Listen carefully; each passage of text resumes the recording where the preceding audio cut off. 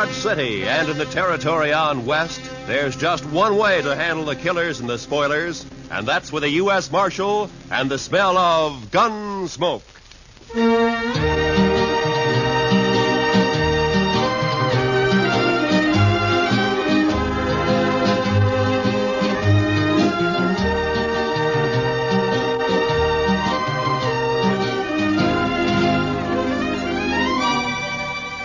Gunsmoke, starring William Conrad.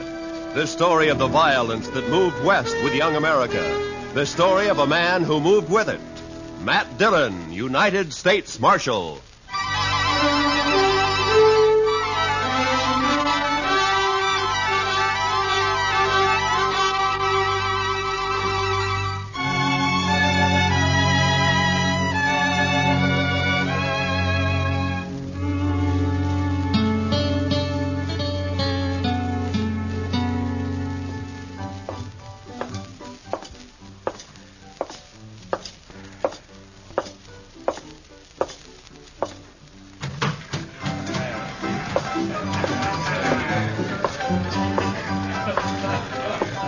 Welcome to the Cherokee Palace, Marshal. I see you received my complaint. I got it, Mingo. Where's Stanley? Where do you think? Upstairs. Brandy? Naturally. She always does mother him when he's in trouble. Be careful, Marshal. He might be dangerous.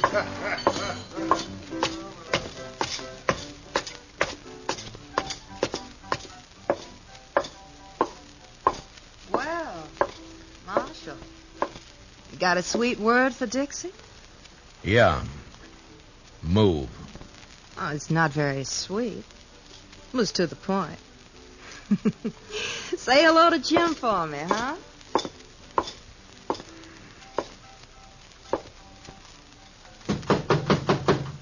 Go away. It's me, Brandy. Matt. Come in, Matt. Join me in a drink? Where is he, Brandy? In the next room. Cried himself to sleep. Save it, Brandy. I gotta take him. Oh, why, Matt? Jim Stanley never did a mean thing in his life. He's no bad man. He stole money from Mingo's roulette table, and he threw a bottle at him when he was caught. Mingo's pressing charges. Stanley can clear himself in court. Huh? Against Mingo's witnesses? Do you bring Stanley out, or do I go get him? Go get him. But I wouldn't be proud, Matt. Stick to running dance hall girls, Brandy. Let me run the law, huh?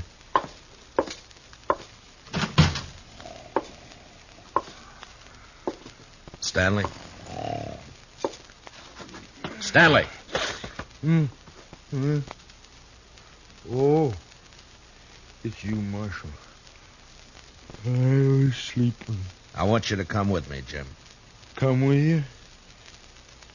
Sure, Marshal. You better get up. Come on. Come on.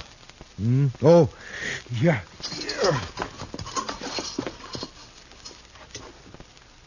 Oh, where are we going, Marshal? Would you like to visit my ranch? I got a new colt. The prettiest little sorrel you ever saw. Jim. What? We're going to jail. Jail? Me, Marshal? Do I have to? Yes, Jim. I've never been in a jail. I'm sorry, Jim. No. I can't go in there. No, Marshal, I ain't never been locked up before. Please, don't make me. I have to. I didn't mean to do it. Honest. I just lost my head when I realized my money was gone. I wouldn't have kept those chips. I know that. I just grabbed them. I don't know why.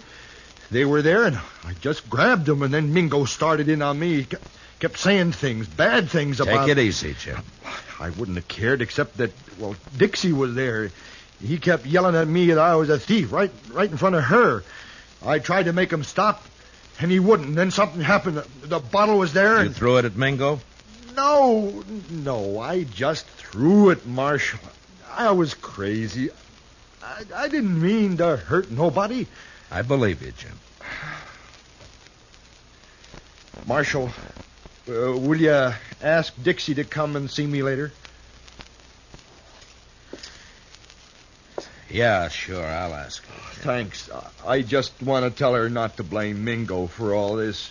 She might say something or give up her job. Don't worry, Jim. I don't think Dixie's going to give up anything.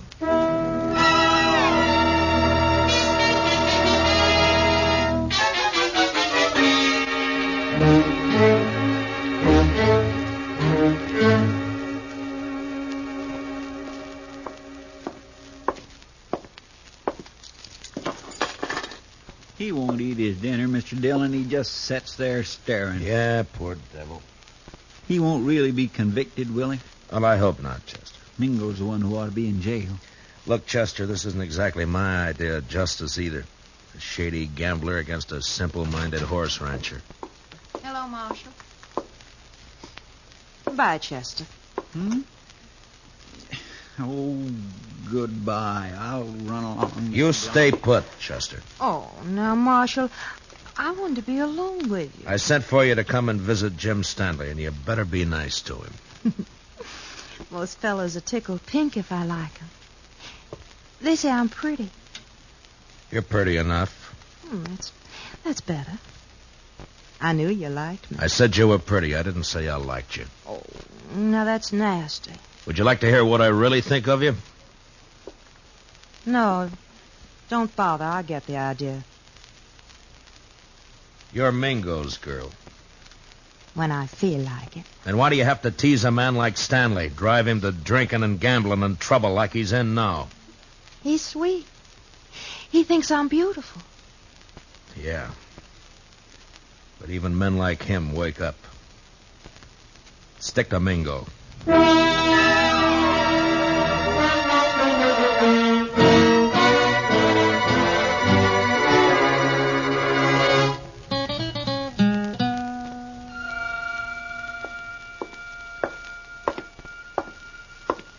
Hello, Marshal.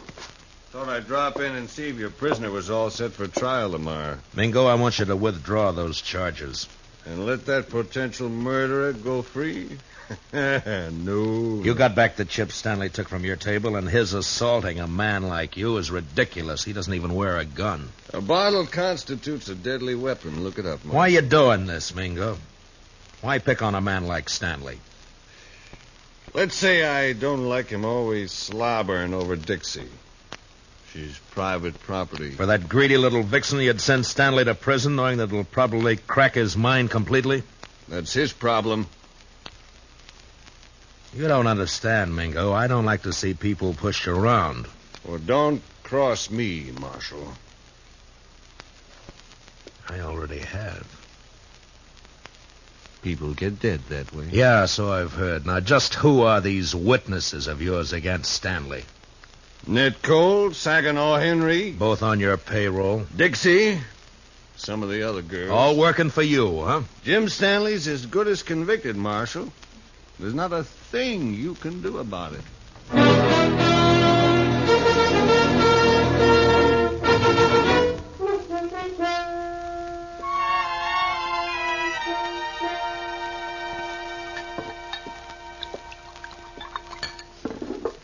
Here, man. Drink this. Thanks, Brandy. You know, all you need to do is stop fighting yourself, Matt. You're mixed up. Yeah, that's sure true, Brandy. You know, it's funny when it's something you can fight with your fists and your guns, it's easy, but how do you fight a deal like this? You gotta clear Jim somehow. Yeah, with those witnesses against him, Jim can't win in court. Technically, he's a criminal. Oh, criminal, my foot. He admits the crimes. The judge will have to sentence him to at least a minimum jail term. We know there are witnesses who can prove he's innocent. Now, a smart man would find a way to make him talk. I've been thinking about it. Well, I'll tell Jim you were asking after him. I think he'd like that. He's Dixie's. I had me a man once, Matt. I traded him for a bottle of brandy. I paid a stiff price for my name. You're not through yet, Brandy. Oh, sure. I play mother to everybody.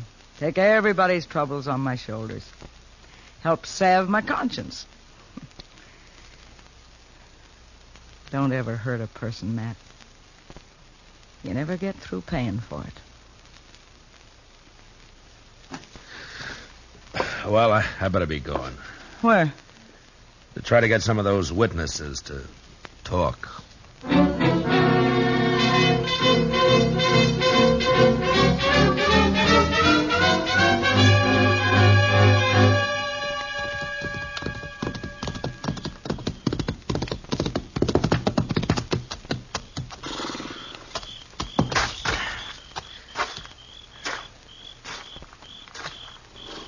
Hello, Saginaw. Huh? Oh, it's you. I've been looking for you. Then you've been looking for trouble. Well, you're beginning to sound like your boss, Mingo. It's late. What do you want? I want to read you something from this book. What for? This law book. Oh, so? First law I see says that anyone giving a drink to an Indian is liable to fine up to $500. I saw you buy an Indian Pete a drink only last week. Pete's a stable boy. He ain't no savage. Law doesn't say savage, it says Indian. Pete's an Indian, so technically you broke the law. You can't make Next one says any man that disrobes in a public place is guilty of committing a public nuisance. Carries a fine of $100. Look, what the devil is all this? I saw you breaking a horse down in Harrison's Corral a little while back. You took your shirt off, and that's disrobing in a public place. Technically.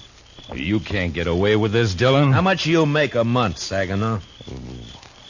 50, 75. Uh-huh. Well, the way it looks, I can get you fined on enough of these laws to keep you broke for about 5 years. 5 years? Then we can start all over again. You're bluffing. I never even heard of these laws. Well, look for yourself here. If you witnesses are going to send Jim Stanley to jail on a technicality, then a lot of you are going to jail the same way. Well, laws may be there, but they ain't fair. All right, Saginaw, if that's how you want it. Come on, let's go to jail. No, wait. Well, then start talking. Well, Dixie shilled Stanley into losing his money, and me and Ned Cole egged him into grabbing a couple of chips when the wheelman wasn't looking. On Mingo's orders? Sure. Stanley looked down at the chips we swiped, and he reached out to hand them back when Mingo jumped him. What was Dixie doing? Trying to keep from laughing. Yeah, I'll bet. And then what? Mingo rode Stanley hard to make him break down in front of Dixie. Finally, the poor lunkhead seemed to go crazy. He yelled and tossed a bottle at the bar. Not at Mingo? No, missed him by 10 feet. Stanley was just working off his mad by busting the bottle. Paid for it. I guess he had the right. Yeah, I guess he had. First, I think Mingo was just deviling Stanley, and then he got the idea to press charges and send him to jail. We got orders out to testify. Uh-huh. Well, thanks, Saginaw. Marshal, I'd like you to know something. Yeah? I'm glad I told you about Stanley, because framing him into prison isn't my idea of something to be proud of. It shouldn't be.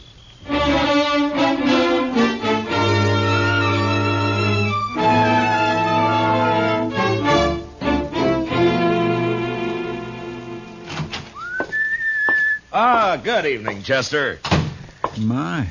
What are you so happy about, Mr. Dillon? Everything, Chester, everything. Is it about Jim Stanley? It is about Jim Stanley. He's going to clear himself in court tomorrow. Come on, let's go tell him. Well, gracious, that is good news. He couldn't have taken much more of being locked up. I know. Hey, Jim, wake up. We're going to bring... Jim. Mr. Dillon, he's gone. Both window bars are cut. Yeah. And here's what cut him. A hacksaw blade. And look yonder, there's another. Oh, that fool. Why couldn't he have waited one more day and he'd have been free? Jim Stanley didn't have those hacksaw blades on him, Mr. Dillon. I know. I searched him good. You searched Dixie good? Oh, mercy, no, Mr. Dillon. She's a girl. He didn't have any other visitors. No, sir.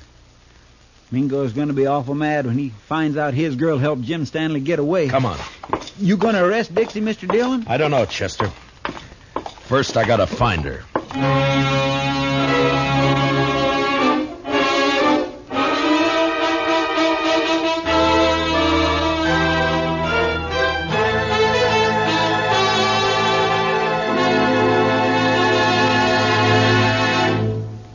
We will return for the second act of Gunsmoke in just a moment. But first, every Sunday on CBS Radio, hear both sides debate the issues on Pick the Winner. It's a program that brings in the top people from Democratic and Republican camps, standing their ground and delivering their views on the biggest questions of the campaign. Don't miss Pick the Winner, Sundays between now and November, to be fully informed when it comes time to vote. And remember, straight through election time, make CBS Radio your election headquarters. Now, the second act of Gunsmoke.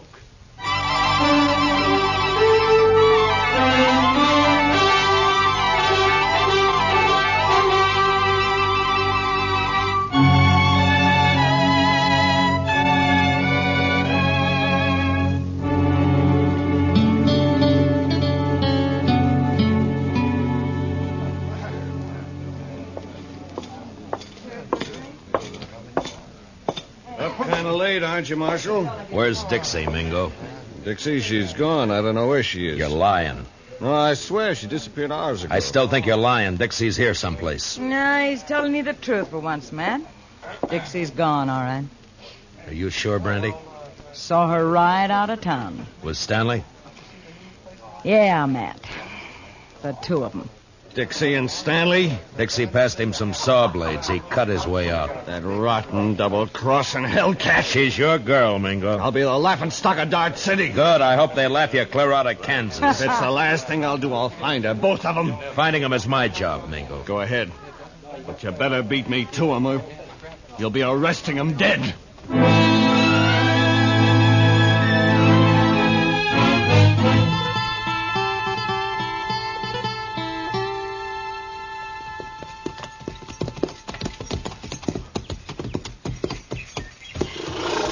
Yeah, they stopped here, all right. Probably changed horses and got some supplies. That wasn't why Stanley came home. Look, Chester. What? Water in the stock trough is right up to the top. And the barn's open. Feed pulled out where the stock can reach it. Even scared to death, Jim thought about his animals first. Mr. Dillon, you think Mingo's trailing Stanley and Dixie, too? Perhaps. It's one good reason why we better catch him quick. Come on.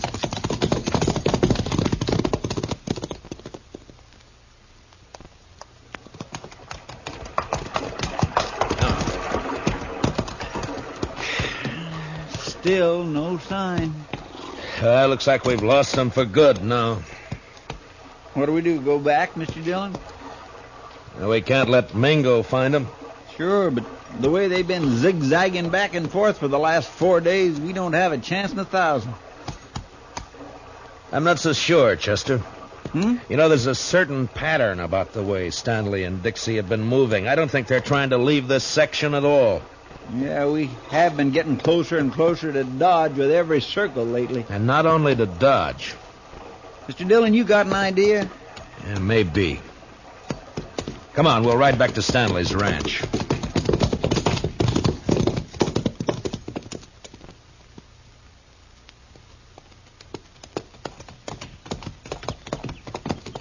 You think they came back here? I will soon find out. But from what we saw here before, I'll bet Stanley's not the kind to stay away from his ranch for very long. Hit the dirt, Chester. Behind the trough. Yeah. It's Jim Stanley. There's his horse. Yeah. All right, keep your eyes open. Stanley!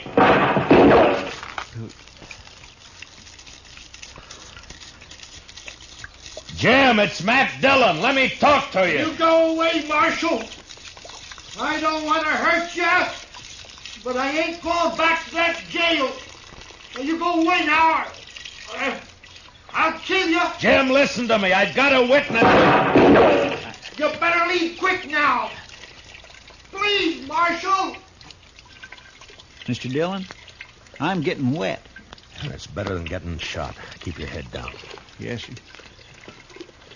Sure is wet. Stanley's in a good position. Closest cover for us is the barn. That's across 50 yards of clearing. That's a long run. He could pick us off before we made 10 feet. Yeah. Jim, I'm not leaving until I've talked to you. Leave me alone, Marshal. Can't you leave me alone? I'm coming to talk to you, Jim. No! No, stay back! I warn you! Mr. Dillon, don't do it. That's a crazy man. That's a frightened man, Chester. I'm coming unarmed, Jim. I don't think you're a murderer, but if you are, this is your chance. Well,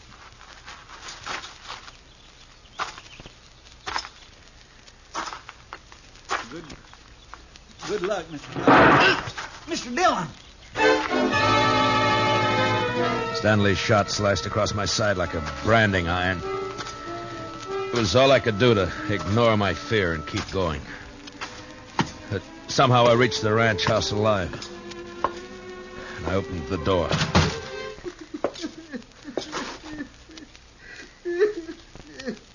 Jim Stanley stood there holding his gun and crying.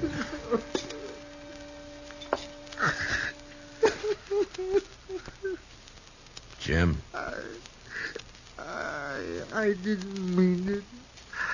I didn't mean it. I was only trying to scare you. I'm not a killer. I never shot anybody in my life. Honest, Marshal, I can't even shoot a rabbit. I know that, Jim. I'm afraid. I've always been afraid of things. I try to be like other people, and it only seems to bring trouble. You can stop being afraid of the law and jail right now. That's all over with. You mean that, Marshal? Really? Really. But I shot you. Did you? I don't recall. Oh, but Mr. Dillon, shot hit your side. Right there. You see it? It's bleeding. Now, Jim, listen to me. You didn't shoot me. Oh?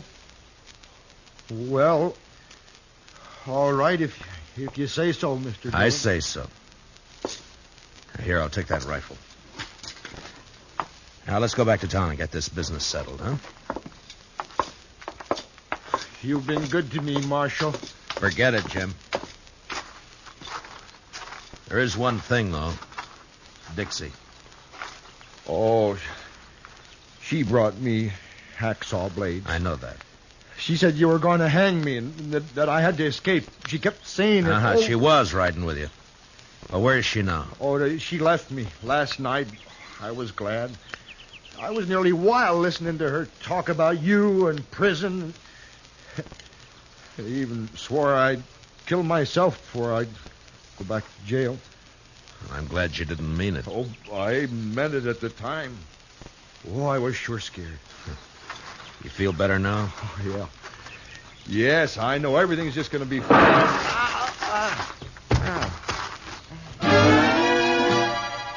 The rifle slug splashed the side of Jim's face with red, and he crumpled into the dirt. From the water trough, Chester opened up and drew the fire of whoever was hiding in the hayloft of the barn. I could see a gun barrel poking out from the side of the hayloft. And I picked up Stanley's rifle.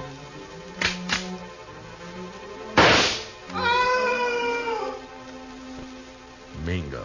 Mr. Dillon, are you all right? Yeah, Chester. But Mingo's dead. Well, how about Jim Stanley, Mr. Dillon? Yeah, he was scared more than hurt. He should come to any minute. Well, my goodness. Oh, this looks like a sure enough war's been happening around here. Where have you been, Dixie?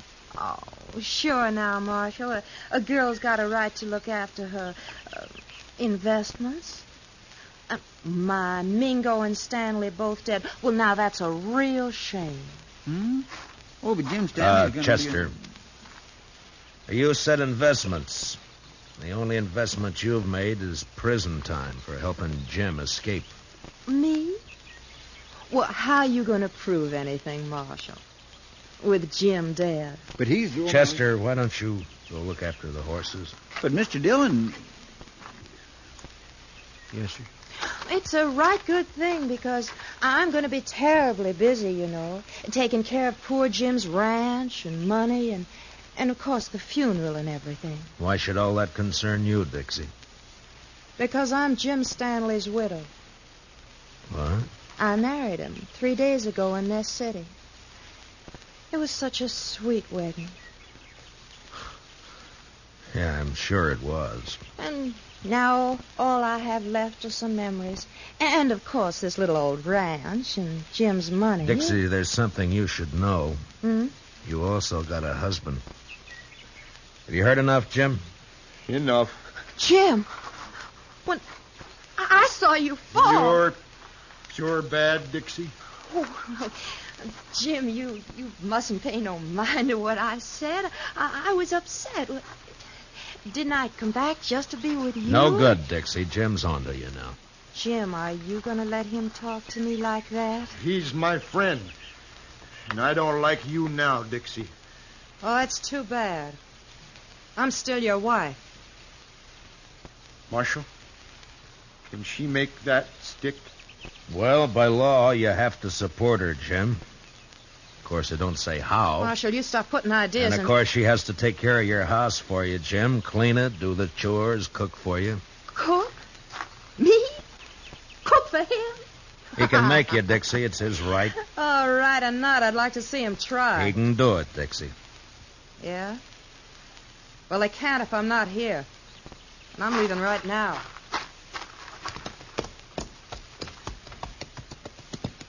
You want to ride into town with us, Jim? No. I think I'd rather stay here for a while, Marshal. If it's all right. Yeah, sure. I'll fix it.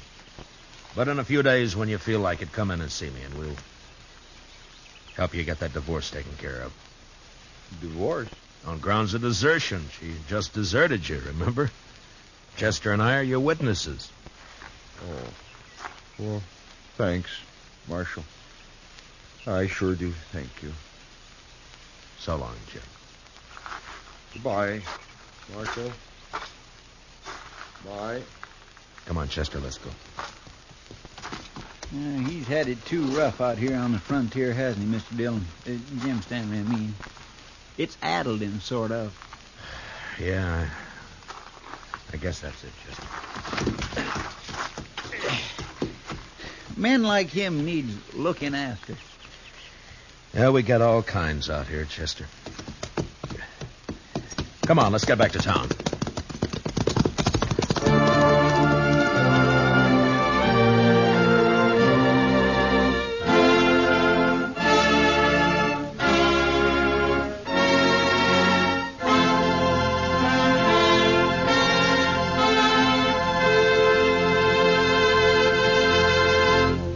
Gunsmoke, under the direction of Norman Macdonnell, stars William Conrad as Matt Dillon, U.S. Marshal. Tonight's story was specially written for Gunsmoke by Herb Purdom, with music composed and conducted by Rex Corey.